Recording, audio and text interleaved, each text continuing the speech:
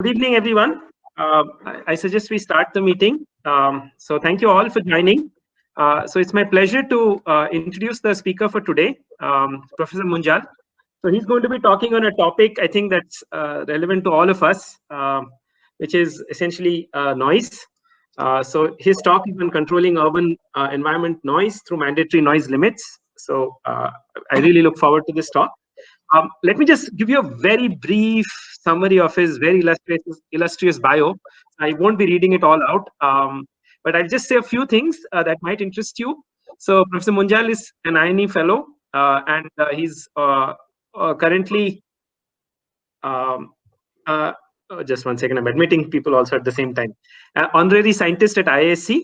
He's authored a monograph titled Acoustics of Ducts and Mufflers, and also a textbook on noise and vibration control. He's made a lot of contributions in the analysis and design of stealth linings for submarines and silencing systems for turbines. And for this, he even received the DRDO Academic Excellence Award in 2009 from the Prime Minister Manmohan Singh. He's also a distinguished international member of the Institute of Noise Control Engineering of USA. He's been the chairman of the National Committee for Noise Pollution Control for 18 years until 2015. He was also the president of the Acoustical Society of India in 1999 and 2000. So I shall not speak more, but I will say this before we get the talk started, just as a matter of protocol. First and foremost, please do mute your mics. It's very disturbing if there's some noise that comes in. If you're welcome to ask questions, in fact, I would encourage you to do so. Please type your questions in the chat box. During the talk, if you have any specific clarifications about the slide, then please go ahead and ask it, unmute yourself and ask, or type it and I'll ask it for you. Otherwise, I request you to keep your questions for the end of the talk. We'll have a lively question and answer session that time. Okay, so over to Professor Munjal. And again, please do mute your mic for everybody else now. Thank you, Professor Munjal. All yours. Thank you, Professor Mehta. Just give me half a minute.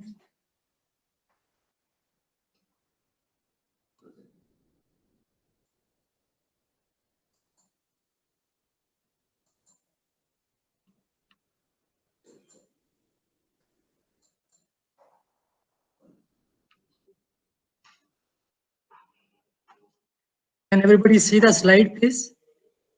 Not yet. Yes. Friends, this evening I'm going to talk about controlling urban environmental noise through mandatory noise limits. I'll start with a couple of slides for introduction, because not everybody may be familiar with decibels, etc. Now, human ear is a fantastic transducer. It can pick up pressure fluctuations of the order of 10 to the minus 5 pascals to 1000 pascals. That is, it has a dynamic range of as much as 10 to the power 8. Therefore, a linear unit of measurement is ruled out. Instead, universally, a logarithmic unit of decibels has been adopted for measurement of sound pressure level, intensity level, and power level. These are defined as follows. Most of the time, can you please mute your mics? Yes. Friends, please mute your mics. So most of the time, we talk about sound pressure level, which is written as SPL. It's also written as L sub P, and it's 10 to the power log of RMS value square divided by threshold square. And threshold is really the threshold of pressure that a normal human ear can just about pick up. And then intensity level correspondingly is defined like this, and sound power level defined like this. I'll not go into detail. As I just now told you, this 2 into 10 to the minus 5 Pascal represents the threshold of human hearing. The standard quantity represents the root mean square pressure or the faintest sound of 1000 Hertz frequency that a normal human ear can just about pick up. The corresponding value of the reference intensity becomes this P threshold square divided by characteristic impedance of the medium rho naught C, and that gives approximately 10 to the minus 12 watts or 1 picowatt. And similarly, power reference is also the same, except that per square meter is not there. Then making use of the equations that I just now gave, in the far field, the acoustic intensity is inversely proportional to the square of radial distance r. And this inverse square law, when interpreted in logarithmic units, becomes, like for example, we are talking intensity level at double the radius 2r minus that at radius r, that will be 10 log of r square divided by 2r square, which is minus 6 decibels. This indicates that in the far field, the sound pressure level or sound intensity level would decrease by 6 decibels when the measurement distance from the source is doubled.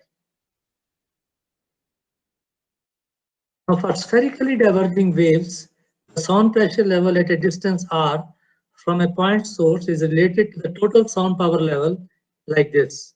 That is, sound pressure level r, LPR, is power level LW plus 10 log of directivity factor Q divided by 4 pi r square, where this Q is given by 2 the power of number of surfaces that's touching. For example, if it's in the air, then it will be 0, 2 to the power 0 is 1.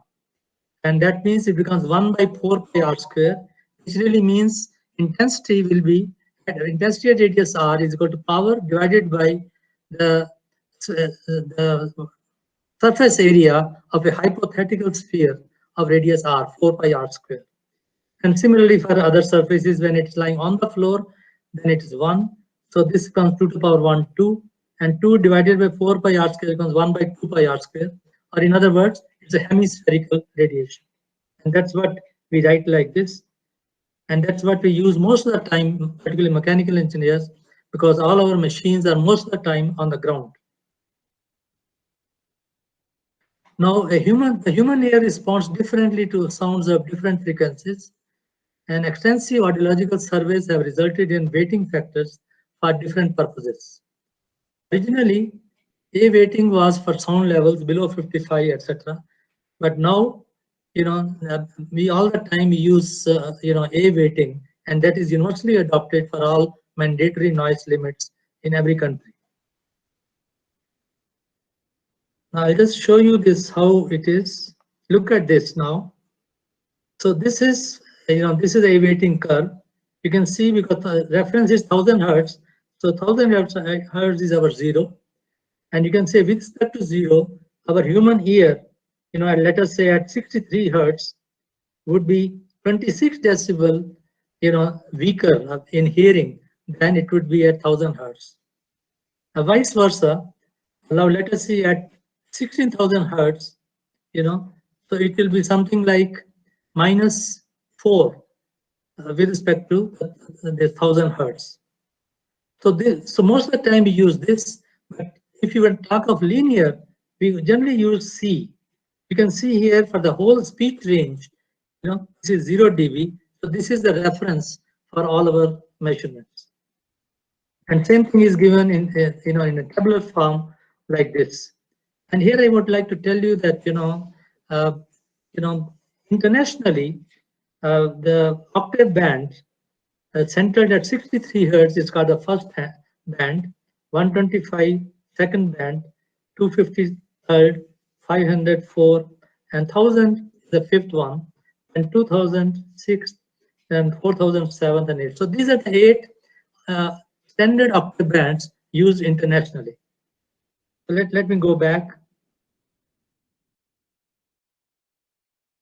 So the A-weighted sound pressure level is denoted as L sub PA in dB or L sub P in dBA. The former notation is more logical, however, the latter continues to be in wide use. Incidentally, symbol dBA is often written as dB within parentheses A.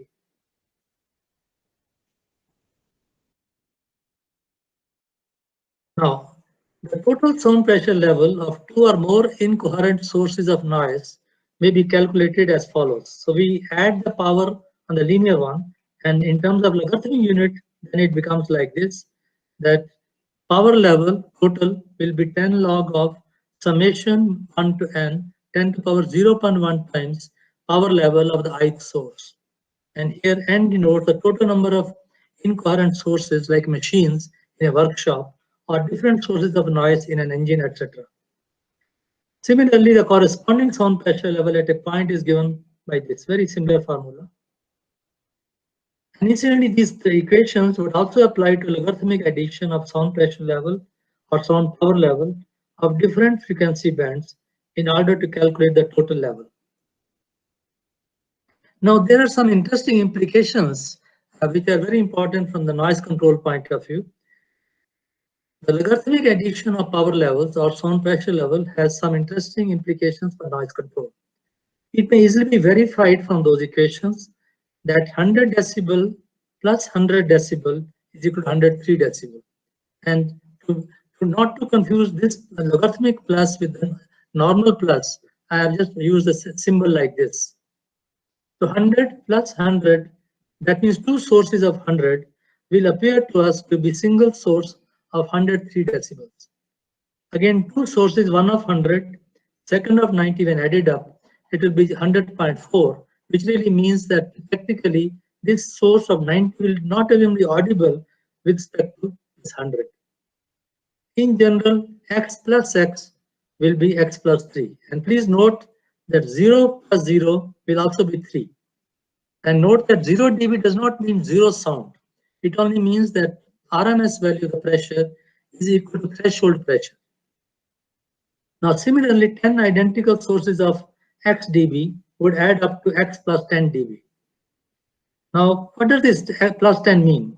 Perception-wise, 3 dB increase in sound pressure level is hardly noticeable. So you can see here, two sources of 100, would almost appear to be single source because 3 dB will hardly be noticeable. Then 5 dB increase is clearly noticeable, and 10 dB increase appears to be twice as loud. Okay, and this is a very important thing. I repeat, if I have 10 machines or 10 loudspeakers identical with identical power, then to me it will appear as double the sound of that as with respect to single loudspeaker. Similarly, 10 dB decrease in sound pressure level would appear to be half as loud, indicating 50% reduction in sound pressure level. Now, what are the consequent guidelines for noise control? In a complex noisy situation, one must first identify all significant sources, rank them in descending order, and plan out a strategy for reducing the noise of the largest source of noise first, and then only tackle other sources in a descending order. While designing an industrial layout or the arrangement of machines and processes in a workshop, one must identify and locate the noisiest machines and processes together in one corner and isolate this area acoustically from the rest of the workshop or factory. It is most cost-effective to reduce all significant sources of noise down to the same desired level. Now this is, when we have addition of sound pressure level from different sources, the general formula will be this. Addition of the sound pressure level of the incoherent sources of noise may be done easily by making use of, figure that I am going to show you, which is based on the following formula. Look at this. So when I want to add L1 plus L2, okay, so I see the difference. If the difference is 0, okay, that means L1 plus L1 itself, then it will be just 3 dB more than L1. And if I was told you earlier that 100 plus 90, so let's see, 100 and 90 difference is 10, so I go here and I read this 0.4 as a correction. So 100 plus 90 will be 100 plus 0.4, which is 100.4. Now, if I have 4 sources hypothetically, let's say 1 of 100, 93, 86, 80, then what I don't start from here, I start from the lower ones. I want to first add 86 and 80. The difference is 6, so I go here and correction is only 1 dB. So 86 plus 80 becomes 86 plus 1 is 87. Now I add 87 and 93. Again, difference is 6. So 1 dB correction gets added to 93 and I get 94. And 94 plus 100, again correction is 1. So finally it becomes 101. So now you can see here, when I have 4 sources, 100 plus 93, 86, 80, I'm just hearing 101, which means I'm only hearing this. These three are not even audible in the presence of this 100.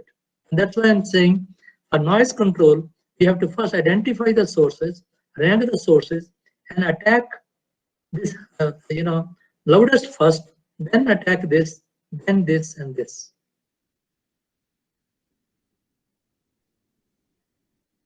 Now this is a little important because I'm going to talk to mandatory limits after this. So if one is adding more than two sources, one can still use that same figure, adding two at a time, starting as I showed you just now. The concept of addition can also be extended to averaging of sound pressure level in a community location. Thus, the equivalent sound pressure level during a time period of 8 hours may be calculated as an average of the hourly readings, and that is like this. This averaging is done automatically in an integrating sound level meter or a dosimeter used in the factories in order to ensure that a worker is not subjected to more than 90 dBA of equivalent sound pressure level during an 8-hour shift. Incidentally, this is very, very important for everybody to know, because if this is exceeded, the employer is in real trouble. Similarly, one can measure, that is LD, that is daytime average, that is 6 a.m. to 9 p.m. or nighttime average like this by the same formula. And making use of the fact that one needs quieter environment at night, the day-night average, 24-hour average is calculated as follows. You can see here, I'm writing 1 by 24, then 15 hours of the day plus 9 hours of the night. But when coming to night, I am now adding another 10 dB here. Okay, and this has been increased in order to account for our increased sensitivity to noise at night. Now, as I was telling you, what microphone picks up is always sound pressure level. What our ear picks up is always sound pressure level. But when we want to have these limits, mandatory limits, they can only be defined a single number, and that is sound power level. Okay, so a more precise method of measuring average sound pressure level and the total power level of a source consists in making use of an anechoic room. Alternatively, one can use the so-called survey method, where measurements are made at discrete microphone locations on the parallelepiped. You can just see here. Look at this now. This is my machine or a hypothetical surface just enclosing the machine. Then I go a distance d from this side and this side, and all the 5 sides which are exposed. Okay, and then construct this hypothetical parallelepiped. You can see here. And then what I do is, because I have enclosed it fully, I know that whatever total power is coming from this, that will be distributed over the 5 surfaces. So what I do is, so if Sm is the area of this hypothetical measurement surface in square meters, then total power level of the machine is equal to average pressure level on the measurement surfaces plus 10 log of Sm, and this is the surface area of the measurement surface or hypothetical measurement surface. And suppose we are at measuring a radius r on it, and machine is on the ground, then Sm will be equal to 2 pi r square, and then we can use this. Or if we use that surface, then we calculate like this in terms of A, B, and C, etc. that I just now showed you.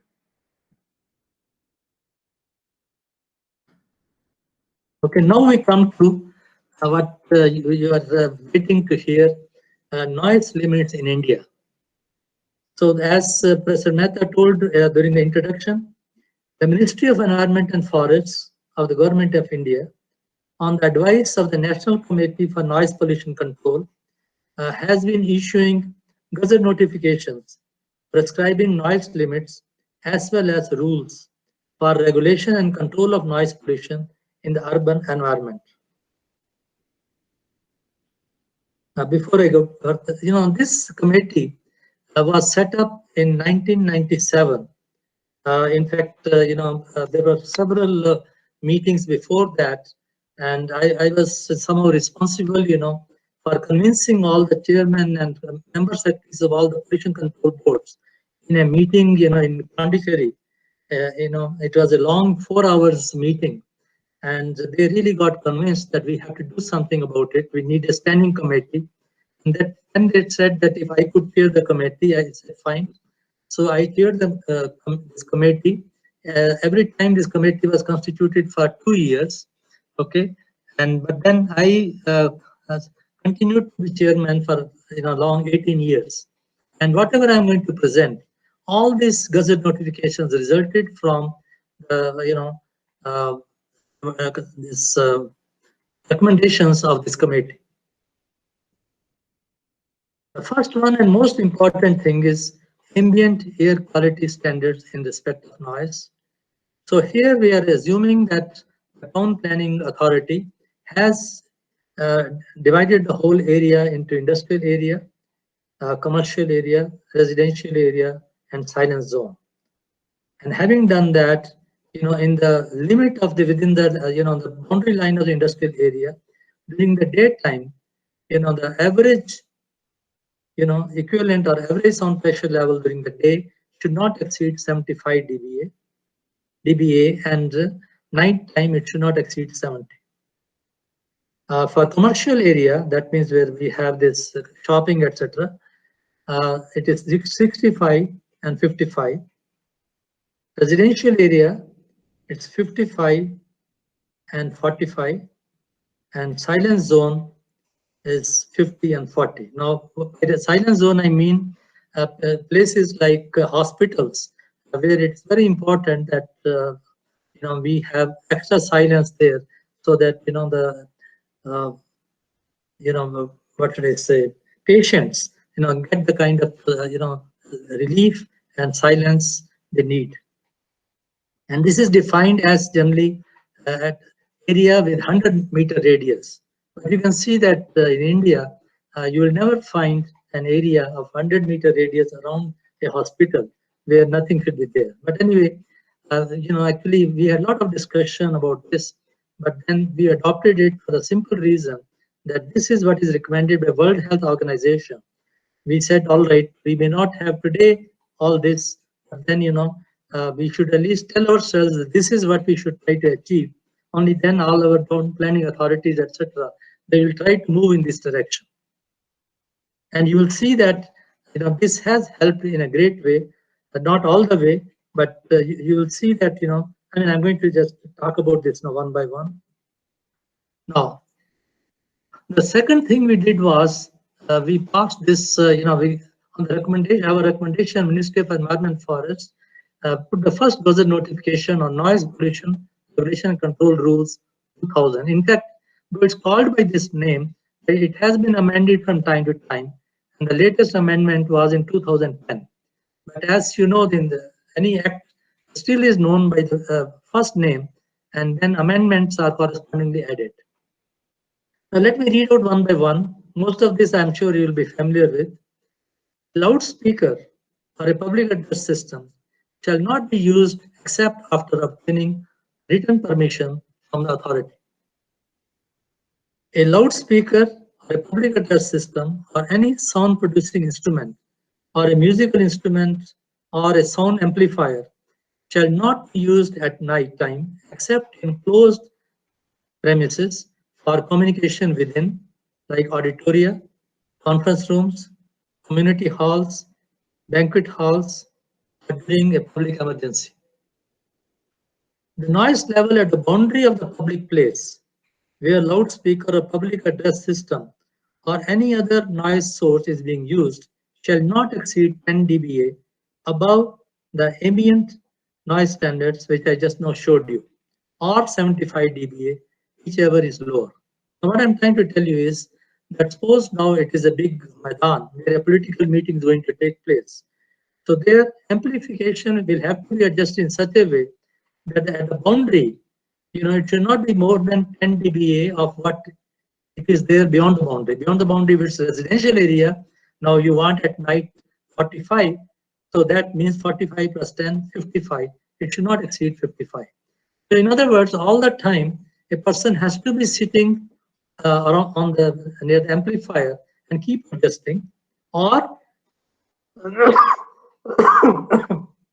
excuse me,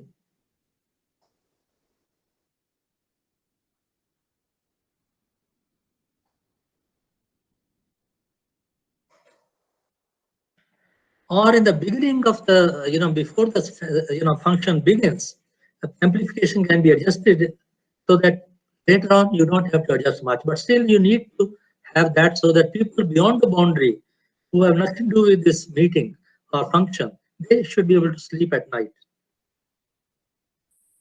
Now, the peripheral noise level of a privately owned sound system or a sound producing instrument shall not, at the boundary of the private place, exceed by more than 5 dBA the ambient noise standard specified area, which just now I showed you. What it really means is, if I have a celebration at home, I should make sure that the sound pressure level at my neighbor's place should not exceed by more than 5 dBA of what it should be, depending on the time of the day. Okay, so this is very easy to do now because all police is being provided with sound level meters, and even in just a constable within 5 minutes training, he can just go if there is a complaint, measure the noise level when the function is going on, then ask the function to be stopped or the lights to be those power to be switched off. And if the difference is more than 5 dBA, that means I am really disturbing the neighbor, and therefore he has right to tell me to stop that or make sure that amplification used is sufficiently low that this 5 dB limit is not exceeded. Now, no horn shall be used in silent zones or during night time in residential areas except during a public emergency. Sound emitting firecrackers shall not be burst in silent zone or during night time. Of course, we'll come to this firecrackers later. Sound emitting construction equipment shall not be used or operated during night time in residential areas and silent zones. What are the permissible noise exposure for industrial workers? Now, in keeping with the practice in most countries, India has adopted the international limit of 90 dBA during an 8-hour shift for industrial workers. What it really means, you can see here, if a worker is at a machine and he is working for 8-hour shift, and that is 90. But if if instead of 90 he is being subjected to 93, then he cannot be asked to work for more than 4 hours in that area. If it is 96, he cannot be asked to work there for more than 2 hours, and so on. What it really means is that if the factory inspector, factory foreman or engineer, he has to make sure that he takes the necessary measures to see that these limits are not exceeded. Now, there are 3 things that he can do. One is that make sure that the machines that he procures are sufficiently quiet. Many times that is not possible or economically feasible. Second is that a person is asked to use earmuffs, because typically good earmuffs, they give around 5 to 10 dB reduction, or good ones really 15 dB. And so therefore, for this 90, even if it's being subjected 105, he will be okay if it's provided with earmuffs. But unfortunately, I have seen that many people feel that they feel uneasy using earmuffs, even though they know that they are harming themselves. But what they do is, as soon as they find that foreman is not around, they take it off like children. And that's where we need to educate people that for their own health they should be using this. The third thing is that if earmuffs are not available or cannot be used, then he should have been the employer or the foreman has to make sure that every person is trained for more than one job, so that in a noisy area he should work for 2 or 4 hours, and then after that he should be moved, to a quieter area, so that during an 8-hour shift, it doesn't exceed 90 dBA. So how do we calculate this total daily dose of noise exposure? Dosimeters have been provided to the factory inspectors and also to the traffic police. The technicians working on noisy machines or in noisy areas are provided with earmuffs or earplugs and are required to use them compulsorily. And for that, I must tell you, ironically, that the one person who has to use all this is the traffic police himself, because he is one person who is all the there in most noisy area, and he must make sure that he is not harming himself.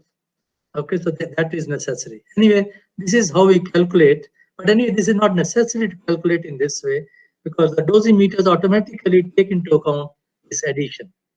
And this is how it is done. We make use of an integrating sound level meter to evaluate the 8-hour average of the A weighting as follows. Then the maximum allowed exposure time to an equivalent sound pressure level would be given by 8 divided by this B. And D is given like this. Okay. And here constant 3 represents the decibel reading level, which correspond to a change in exposure by a factor of 2 for a constant exposure time. Now basically, with 10 log of 2 is 3, so we do like this. But in America, I think America is the only one country where they use 5. So this formula is modified to put 5 here. Now, this is a peculiar problem in India or similar countries where there has been power shortage or power is not uniformly provided. So India has the problem of power scarcity, although the government has set up a number of thermal power stations, hydropower plants, and atomic power plants. Therefore, most of the manufacturers have their own captive power plants based on diesel engines. The relevant gazette notification of the Ministry of Environment and Forest describes as follows. These are all references are given at the end of this one. So also given in chapter 1 of my book, and the reference is given again at the back. Now the maximum permissible sound pressure level for new diesel generator sets with the rated capacity up to 1000 kVA shall be 75 dBA at 1 meter or less from the enclosure surface in free field conditions. The diesel generator sets should be provided with integral acoustic enclosure at the manufacturer stage itself. Noise from DG sets shall be controlled by providing an acoustic enclosure or by treating the room acoustically at the user's end. The acoustic enclosure or acoustic treatment of the room shall be designed for minimum 25 dBA insertion loss or for meeting the ambient noise standards, whichever is on the higher side. The measurement for insertion loss may be done at different points at 0.5 meter from the acoustic enclosure. Generally, it is done at 1 meter, but that's okay. And then average. The DG set shall be provided with a proper exhaust muffler with insertion loss of minimum 25 dBA. The manufacturer should offer to the user a standard acoustic enclosure of 25 dBA insertion loss and also suitable exhaust muffler with insertion loss of at least 25 dBA. So what I want to tell you here is that a number of agencies have been earmarked. For example, most important is Automotive Research Association of India, Pune, where type testing is done for all the new vehicles. They also do for the diesel generator sets. Then also in Bangalore, for example, NAL, Acoustic Test Facility, they have this facility where they do it and give corresponding certificate. Similarly, there are some others in Visakhapatnam, Delhi, etc. Now, noise limit for portable gensets, and that I mean a power of 0.5 to 2 kVA. Sound power level may be determined by means of survey method, which I told you earlier. The A-weighted sound power level of the source In the case of the direct method, is calculated from this, where K is the environmental correction given like this, 4 plus 4 times the surface area divided by the room absorption. I'll not go into details of this, of course.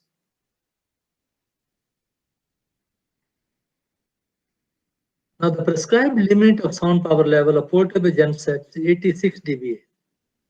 And this noise limit may necessitate use of acoustic hoods in most cases. Now, let me just tell you for general knowledge that we took it on ourselves of demonstrating all this thing before we recommended it to the Ministry of Environment and Forests, so that they knew that it is doable.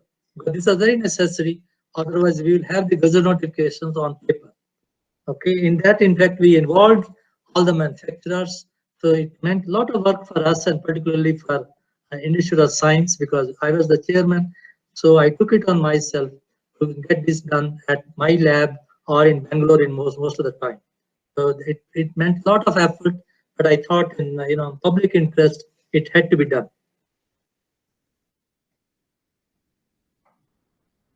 Now next is this noise limit for firecrackers. The manufacture, sale or use of firecrackers generating noise level exceeding 125 dBA or 145 dBc peak at distance of 4 meters from the point of bursting shall be prohibited. Again, all this was done considering international limits and also the conditions in India. For individual firecracker constituting a series, joint firecrackers, the above mentioned limit will be reduced by 5 log of n, where n is the number of crackers joined together. The measurement shall be made on a hard concrete surface of minimum 5 meter diameter or equivalent. The measurement shall be made in free field conditions, that is, there shall not be any reflecting surface up to 15 meter distance from the point of bursting. Now, here I must tell you here, this one slide that I am presenting, it took 5 years, to become a reality. Because all the time we had opposition, lot of opposition from the industries making this, particularly in Kashi, etc. And it went to the courts and the High Court and finally to the Supreme Court, because these people opposed tooth and nail. They thought that we were taking away their livelihood. And all I was trying to say is that we are saying is that you reduce the explosive in each cracker to 50% of what it is today, and then you'll be able to meet these limits. Okay, and they won't do it. But finally, I must say, Supreme Court came to our help, and they got convinced, and then they ordered the Department of this explosives, the Government of India, to make sure that explosive that was being provided to all industries as per license was reduced to 50% of whatever it was. By doing this, now 2 things were possible. Either the industry would make only half the number of crackers, which they won't do because they lose, as they said, livelihood. Other one was that they use half the explosive, and this is what has been done now. And fortunately, it is working well. But here also, I must tell you, more than this mandatory limit, what has helped is the social consciousness, in which, for example, teachers in the schools, they have been able to convince the children that they should not use these firecrackers, because they are harming their health. At the same time, they are party to the children who are being abused in those factories, in making all these crackers instead of going to school. So all this has really appealed to the conscience of children, and now, in fact, in many metropolitan cities, even if the parents want to buy firecrackers, children won't allow, and that is what really has come to our help. And that also tells us, how the mandatory limits can be, implemented if we take all the stakeholders in confidence. Now, this is what is the most important that has been done, and these limits have been put for all noise limits of vehicles, and these are all at 7.5 meters. And just let me give you a little hint of how it's done. For example, this is a center. I have two microphones, one at 7 or meters, sound at meter 7.5 meter here and this side. And then I have this line at 10 meter on both sides. The vehicle is asked to come in second or third gear, so that basically it is at 2/3 of the rated speed. And then when it just touches this surface, the driver puts the foot down on the throttle, so that it's wide open throttle.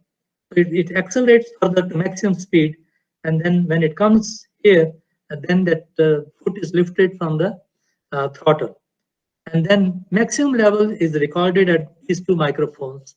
And then what we do is this: the vehicle goes to the other side, again comes back in this direction, again repeats this, and then this is done 3 times, and then average is taken at the microphones. And this is what should not exceed is noise limit. If this is not it doesn't happen, then the agency like ARAI, where it is tested, they will not allow the vehicle to go on the road. They will not get the roadworthiness certificate. And this has been very successful. And now all new vehicles in India, for the last 10 years, they are as good as export variety, because the same limits are there in Europe.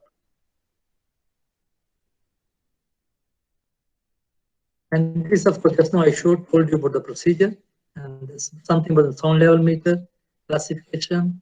And now just for your general knowledge, I want to share with you, if there is a complaint about environmental noise due to an existing facility like captive power station, compressed air facility, or a heating, ventilation, air conditioning system, or a workshop, we may proceed as follows.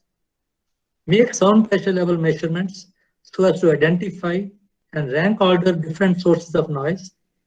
Calculate the extent of noise reduction required for the noisiest of the sources, like machines or processes, in order to reduce the total noise in the neighborhood to the desired level.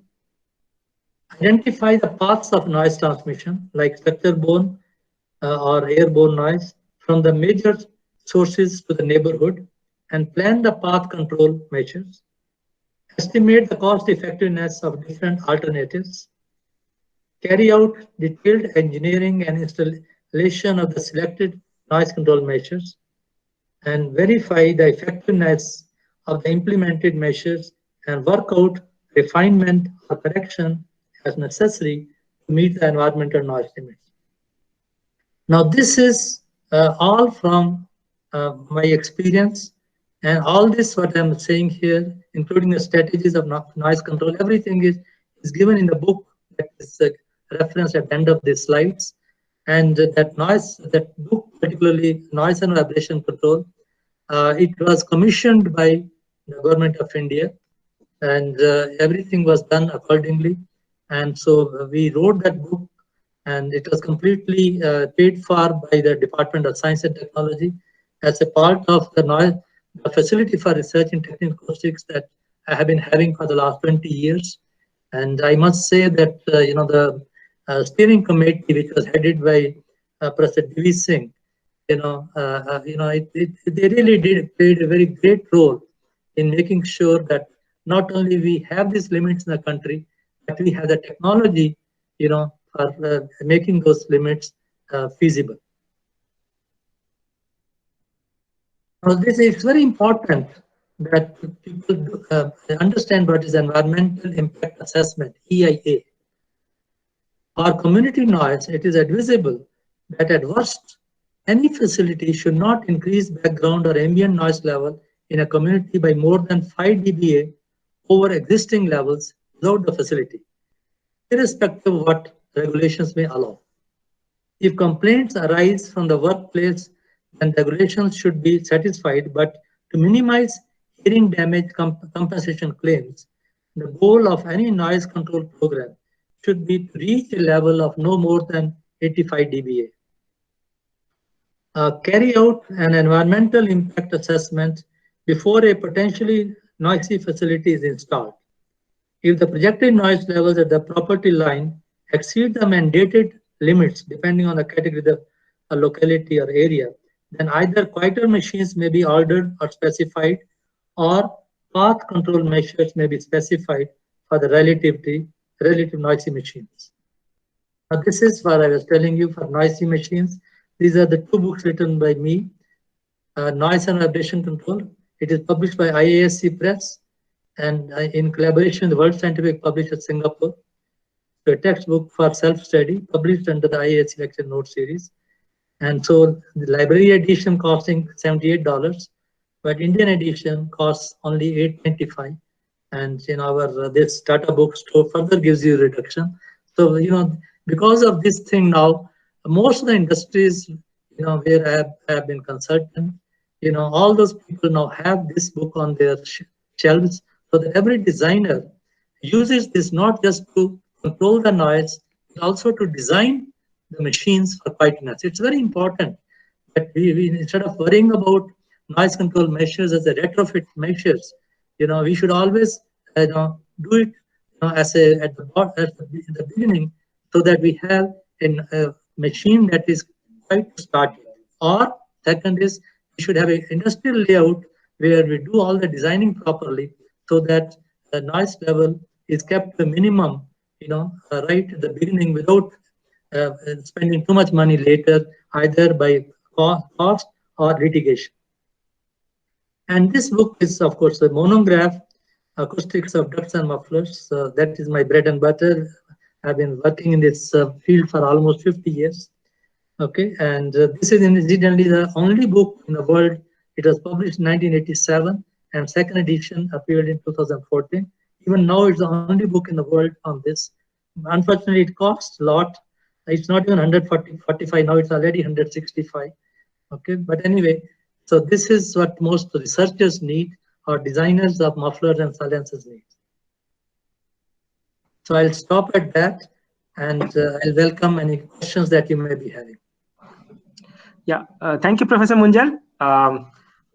So I request the audience to proceed as follows. If you have any questions, kindly type it in. You're also welcome to unmute your mic and speak, but please make sure you mute your mic after asking your questions, otherwise there will be a chaos. So please go ahead and ask your questions. Dr. Professor Munjal. Yes, please. The legislation, how well is it being monitored in India, and what is the monitoring process for all these noise levels in industrial area, workshops and factories and so on? Are you aware of how it's monitored? Yes, in fact, what I forgot to tell you is that before these books were written, or before I took up the whole thing, I have been actually giving a series of lectures. In fact, I started with training all the pollution control board engineers and scientists in this field. In fact, Professor Narayanan is also there in the audience today, and he was also responsible for partly sharing with me teaching load, etc. So we offered these courses in the southern zone, eastern zone, northern zone, and so on. And then I also, in fact, I went a step further. I trained the engineers of Indian Navy so that not only they could control noise in their submarines and ships, but also design their machines for quietness as far as possible. I also did for industry. In fact, for industry, these courses that I offered along with my other colleagues, they were so popular that at one time, I mean, we were charging them, almost like 15,000 rupees fee, and the audience went beyond the seats that we had. We had to stop at 72, and this I repeated 2 or 3 times during the last 20 years. And even after now actually after I wrote this book, the first thing I did was I made slides. In fact, there are 454 slides which covers the complete book. And so what I have been doing is now I have been training teachers of different engineering colleges so that they could really get first trained and then offer this as a elective course to mechanical engineers in the let's say 3rd or 4th year. And not only that, I have been holding their hands in this, so so that whenever they have any difficulty, I can come in. Not only that, I have, in this book, there are solved examples covering all taken from my industrial experience, and then unsolved exercises. And for that, I have provided the solutions with answers to these teachers so that they can really offer the course with minimum help from me. So what I'm trying to tell you is that not only this book has been written or gazette notifications are made, we have also spread this message to all the stakeholders. And even now I'm doing, and the latest is now Karnataka government. In fact, somebody in Bangalore, he went to the National Green Tribunal complaining about the silencers being tinkered with or replaced by noisy ones just for the heck of it. And also he also talked about the horns. Instead of people use forbidden horns, which make so much noise and nuisance. So in fact, then they called the Karnataka pollution control people and also central pollution control there. And then a committee has been formed, with one person, senior officer from Central Pollution Control Board, one from Karnataka State Pollution Control Board, and then the third from this traffic police. In fact, they have involved me as the expert member of the committee. And again, I have started the same thing. I gave them series of lectures, training all the people in Bangalore, various, whether it's this Bangalore Metropolitan Council or the Town Planning Authority, then BDA, and also the Industrial Area Development Authority, and so on. And I'm also now involving the airport people, because later on they'll also be having problems which Delhi airports have today. Okay. In fact, I was also associated with the noise reduction in Delhi airport. It was a big learning experience and big responsibility. That also started with somebody complaining to the High Court, and then they formed a committee with the DGCA asking me to chair that committee. So for 3 years, we worked on that and have done a number of things which are now enforceable at Bangalore airport, Hyderabad airport, which are greenfield airports. What I want to tell you was, I'm answering this in general way, that there is now a awareness at various levels. Only unfortunately, awareness is used by complaining to somebody rather than helping themselves. But that is how society is. Okay, so I'll stop answering here and I'll continue with if somebody else has any questions. Yeah, thank you, Professor Munjal. Any other questions? Please feel free to unmute and ask. Professor Munjal, can you hear me? Yes, please.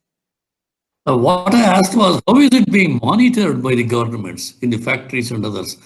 Though we have set all standards, is there a regular monitoring of whether noise pollution? Yes, indeed. In fact, let me just tell you, this awareness now is very much there. In fact, right from, I would say, it's already now 20 years, that all major public sector units like BHEL, BEL, etc. Now they have regular monitoring. And not only that, they also involve people like me to train them, okay, so that they should understand what they have to do and how they have to do it, and they have the necessary sound level meters, and they really make sure that their industrial workers, they are not subjected to more than 90 dBA 28-hour shift. There's a lot of awareness about it. And also at the government level now, all the traffic inspectors now, they have been trained and are being trained. In fact, now, because I'm a member of that committee, I have taken upon myself to now really give intensive training now to traffic police, how they will be implementing. They are in fact being provided with 150 sound level meters, and also, others are also being provided. A lot of, in fact, Karnataka is taking a lead. Other one is the Maharashtra Pollution Control Board, and of course Delhi Pollution Control Board, etc.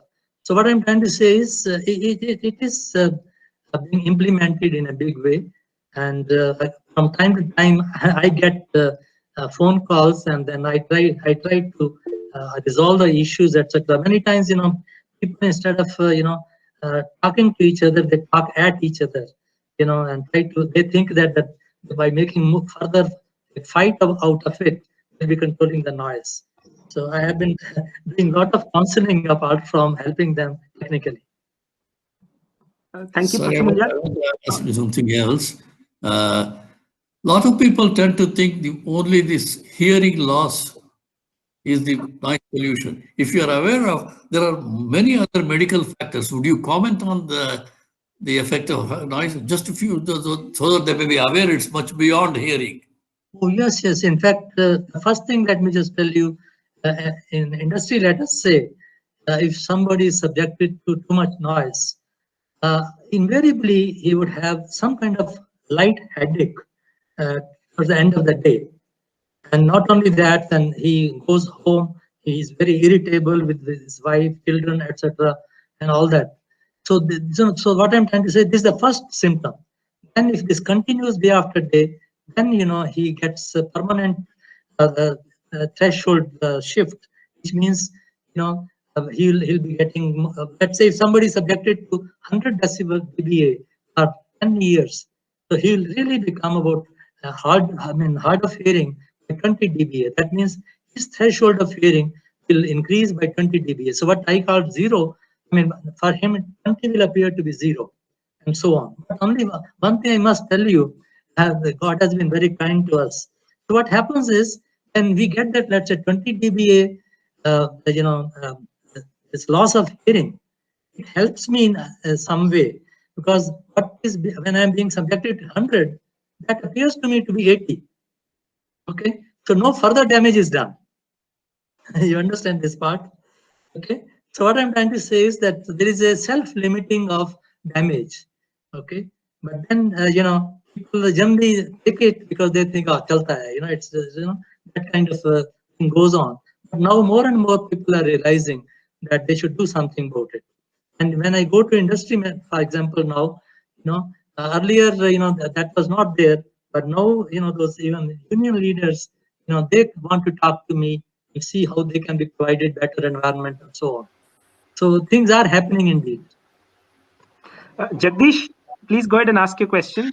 Thanks for raising your hand. Yes, good evening, Professor Munjal. Thank you so much for a very informative talk. My question and comment is in the following. The cracker, when you said that up to 125 to 140 dB is what is permitted, yes. Recently, as a part of a collaborative work with NIMHANS, even in that range, when we subjected animals to about 3 to 4 shots, we found the cognitive abilities in animals actually started coming down, and the brain of those animals were typically what corresponds to a younger children in the age group of 6 to 12 years. Could you comment on that? I mean, is there something far beyond just the sound level that both infrasonic as well as the mild shock wave that is associated with these crackers? Is anything being done in that direction, sir? Yeah, in fact, there is a, let me just tell you, there's an international journal called Noise and Health. It is published from University of London. Incidentally, one Indian is heading that as chief editor of that the last 20 years. Okay, so what I want to tell you is that this whole, imagine now how many ways noise affects our health.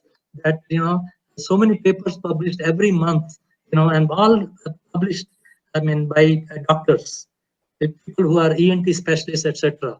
Okay, in fact, I have also been interacting with many of them in different ways. So what I'm trying to say is that it is recognized that, for example, let me just tell you one single thing. If a lady is pregnant and if she is,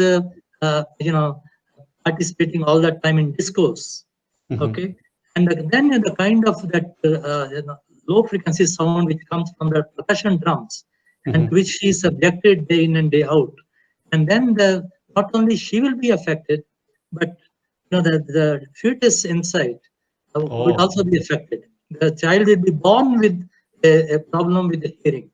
So these are all now facts. And not only that, our heartbeat, blood pressure, that increases. So all the time, if I am in a noisy area, my heart is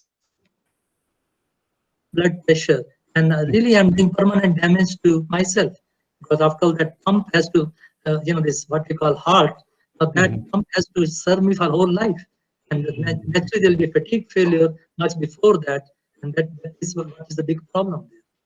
So what I'm trying to say is that more and more people are realizing, or they are being told about it, and a lot of documentaries have been made, to teach people about this. In fact, I was also responsible in helping, the Central Pollution Control Board to make documentaries, and those were, from time to time they appear on the Doordarshan.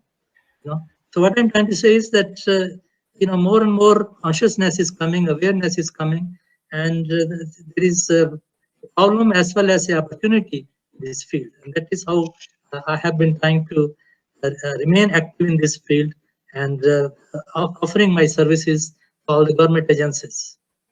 Thank you, sir. Thank you very much. Dipankar, would you like to ask your question, please?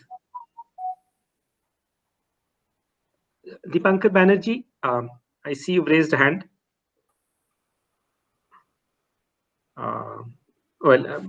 You're on mute if you're asking anything. Or meanwhile, any other questions, please? I see.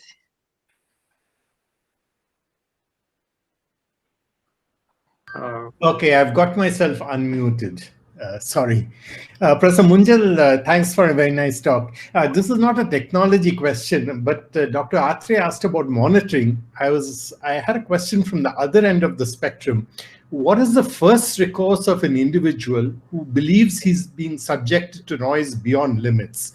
Does he go to the Pollution Control Board? Does he go to the local police station? What is the path for an individual or a group of individuals? Yeah, in fact, let me just tell you that there's a basic rule or principle that anything you have a problem, you go to the nearest police station. Okay. Okay. Now, further networking has been done immediately. They have now a protocol in every police station. They will know what to do. Okay. And that is that they will contact the corresponding Pollution Control Board office. Okay. And there it is a 24-hour complaint, registration. Okay. Okay. So, and then they would in turn then find out what needs to be done. And so what I'm trying to say is that he doesn't have to know all the details. He just goes like any citizen to the nearest police station or just calls the police. Okay. And they will respond to that. Now that's what I was trying to say. For example, the committee that I talked about, a deputy commissioner of police, one lady, she's a member of this committee. In fact, she's the chairperson of this committee. Mm-hmm. And therefore, the police is involved all the time at all levels. Okay. Okay. Thank you very much, President. Welcome. Thank you. Nilesh, I may ask one more. Please. Yeah. In the traffic, looking at Bangalore traffic, are there noise pollution monitoring sensors installed in any of the traffic area, junctions, and so on? Yes, in fact, Bangalore was one of the first to follow this. At 10 24-hour monitoring stations are installed to measure not only air pollution level, but also the noise pollution. And then this is being recorded all the time, and through the cloud, it is being recorded permanently in the Central Pollution Control Board. One big station, a separate monitoring station is there. And so they have, for example, already for the last 10 years, I think almost 10 years now, all the data they have. And in fact, not only that, unfortunately, they were monitoring, but they didn't know what to do with it. Please don't quote me outside. Okay. And that also has been taken up in a big way. And in fact, they have, like, for example, recently our Institute of Science got inquiry from Delhi Pollution Control Committee if we could help them analyze that data, etc., and so on. So this will be analyzed. In fact, they are looking for people because I am not in the digital signal processing, etc. So we need people who are really experts in DSP, and then of course we can train them about what we should be looking for. And of course, I think we'll also use artificial intelligence to really find out what are the sources of noise which resulted in those kind of peaks from time to time, etc. And therefore, we find out the real sources of noise and can then work out noise control measures in the country, in Bangalore, or same thing is being done in Delhi, Hyderabad, Calcutta, Bombay, Pune, Hyderabad. I mean, all this. So what I'm trying to say is almost 100 monitoring stations have been done, and more are being put up. So so all this is being done, and in fact now I really need people, or we need people, who would know how to process this data and make sense out of it. So we really need people, researchers, as well as general practicing engineers to come forward, and all this data will be provided to them free, okay, in public interest, and they can do research on it or whatever. I mean, they can publish papers as they like. But main thing is, at the end of the day, they should tell this pollution control board people what sense to make out of it, how to learn from it, and how to implement the corresponding noise control measures. Once they tell what needs to be done, etc., then person like me can come in and say, all right, this is what you need to do with respect to machines, with respect to layouts, and so on. So already all these instruments are already on ground. All we need is to make sense of it. Thanks. Any other questions? We have 2 more minutes. Please feel free to ask. Gopal, would you like to ask a question? I see you've raised your hand. Yeah, very interesting talk, Professor Munjal. I was just wondering more technically, there are this structure-borne and airborne noise. Yes. Whatever happens is at high frequency, we get a very screeching noise, unbearable. But the vibration levels are very low there at high frequencies. Whereas at the low frequencies, the noise is okay, but the vibration levels are pretty high. What is the direct relation between vibrations levels and the noise level? Well, I can just tell you one thing. I'll give you a very practical example, and then I think that will answer your question. Let us say there's a multi-story building. Now, at the ground level, they have in the service area, let us say they have installed diesel generator sets as a captive power source. Okay. Now, of course, they would have provided vibration isolation, but if it is not good enough, then what happens is this vibration from all unbalanced forces from the engine of the DG sets that would excite the floor. Okay, and this floor now transmits this power as a structure-borne sound to other parts of the floor and also the pillars. And then through the pillars, it goes all the way to different floors. And then because pillar is again connected to the respective floors, those floors start vibrating and in turn produce sound. So what I'm trying to tell you is that the level of vibration through these surfaces, that is called structure-borne sound. So all what we need to do is make sure that we provide structural discontinuities.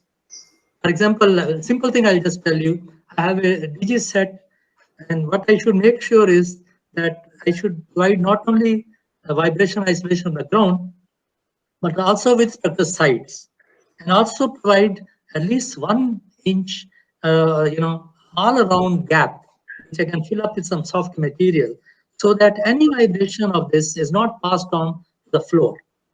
See, another thing I can do is floor should not be touching the pillars, because unnecessarily, because after all, floor is not taking the load, pillars are taking the load. So we should make sure that we provide again 1 inch gap all around the floor, so that there is no passing of vibration from floor to the pillars. And same thing in the higher floors also, no floor should be touching the, so we should provide the gap and fill it up with some caulking material, soft material, and that is how it's done. So these are all very well known. There are books available on structure-borne noise, in fact, right from last 30, 40 years, and all knowledge is available. And not only that, impact noise as vibration control is also there. In fact, now it is so good that you can even put floors above even the noisiest factories, and nothing will happen there. because impact insulation strategy is already there. So what I'm trying to say is all this knowledge is available. It's only a question of now people starting using it. And already one good thing has happened with the liberalization or globalization in the country, that we have all those people coming from abroad and they expect the same kind of vibration and noise control. And that now is there in all these international companies or global companies. And automatically that's also coming to Indian companies who would also like to, come to the international standards. So all that is now going on, and it's a lot of, this field really now is there in a big way, and there's a lot of, I should say, employment potential also. In fact, it is because of this that Government of India, really told me that I should write a book and then give those courses, train the teachers, so that then those people are trained, and then when they join industry, then they have already some knowledge of noise and vibration control, so that they should learn to design machines and industrial layouts for quietness. So all that is being done. Government is doing a good job of it, and all we have to do is we should also make use of those opportunities and join this effort of making our country little quieter. Mr. Murthy? Can I ask a question, please? Yes, Mr. Yes, Murthy, please go ahead. Okay, I worked on the magnetic noise of electric motors with Kirloskar Electric Company in 1970s. Okay? Yes. And I thought that is because since I work in that area of electrical machines and generators, etc. So I found that as a very critical area, which is often there is a limitations of magnetic noise of electric motors, which are used in most of the industries. Of course, there is a diesel gen sets. It has two sources of noise. One is the generator, another is the engine. Okay, these two things. Another, and I just wanted your reaction to it. Number one. Number two is recently there is a lot of emphasis on renewable energy, and all over there will be wind machines are being set up in several places in the country. Wind electric systems. And people are objecting, but they are the ones who are also creating a lot of noise. These environmental people are also objecting to some of these things. And so I just wanted your reaction to this, because they are all available and upcoming technologies which are also sources of noise. Whether any action to be taken or yes, sure. It is. Let me just start with the first question. In fact, I was a consultant to BHEL Bhopal. And the main thing was for large motors, as you said, not only electromagnetic noise, and that a lot of heat is produced all the time. And they have to use fans to remove that heat. Yes. They remove the heat all right, but in turn, they produce a lot of sound. Okay, these fans. So therefore, those have to be silenced. And there are two ways of silencing. One is that we design those fans for quietness. Second is that we provide acoustic silencers for them. In fact, I helped them in both the phases or stages. Okay.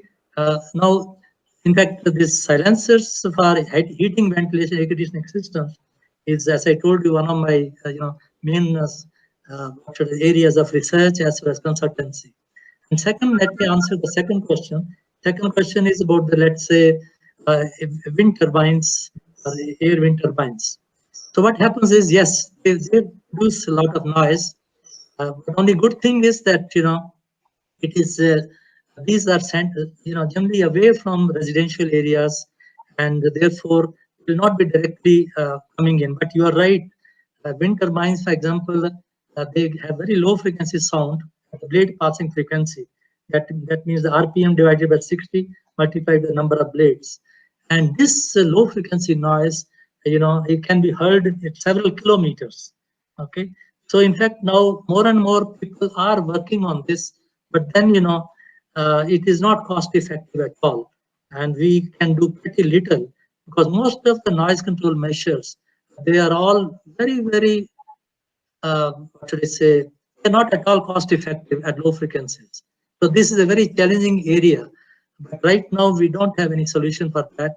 But we tell ourselves that anyway, it is far away, so let's not worry about it. Excellent. Okay, thank you. So, any other questions, or shall we now close this talk? Okay. Thank you very much. I don't see any more questions. Oh, Vijay Raman, I see. Sorry, he's just raised his hand. Would you like to ask your question? Perhaps we'll make the last question. Thank you. Please. Thank you. I joined a bit late, so maybe you covered this in your talk in the period I missed it. But I wanted to know that we've now got a lot of urban railways in India. Yes. Has there been any move to get the railways to reduce noise generated at the track level as well as from train whistling? Yes. Incidentally, on my first sabbatical leave in West Berlin at the Tech University of Berlin, I worked on this rail wheel interaction noise. In fact, when I came back from there, I had a talk with the officials of RDSO in Lucknow, but they won't listen to me then because they said noise. Let's not talk about it. We have enough headaches as it is. Noise can wait. Anyway, as it happens in most of the time, but this time what happened was our present Prime Minister happened to visit Banaras, and then it was on the platform, and then he found that the diesel engine running there, that was making hell of noise. And then he complained. He said, "You better do something about this." And you wouldn't believe, within half an hour, I get calls from Lucknow, and same people who had not even cared to listen to me, they wanted noise control overnight. Anyway, so I was able to direct them to Professor Mohanty in IIT Kharagpur, who happens to be nearby, and also he has the right kind of facilities, and also they have a center on rail technology. So he took up that project, and they have been able to do something. And not only that, now they have put together all the facilities so that further work can be done on the noise control, mainly from the engine, because it's not the other bogies, it's the engine that makes maximum noise. And unfortunately, engine comes right onto the platform where people are there and they get disturbed. Anyway, what I wanted to say was a beginning has been made, and hopefully we'll continue on that. Okay. Thank you, Professor Munjal. I think we'll close the discussion. I think we have lots of questions, but I think it's time to stop. It's almost 7:20 now. So thanks to Professor Munjal first. Also thanks to the INA Bangalore chapter for supporting this. And also, most importantly, thanks to the audience for attending this and for making it a very lively discussion. I certainly learned a lot. It was wonderful. One last request. If you have any suggestions, any feedback, please feel free to email me. You can see my email ID on the screen. We'll be happy to incorporate your suggestions to the extent we can. Also, please do tune in for the next INA BC webinar. That will be on either the 3rd or the 4th Tuesday of next month, that is February.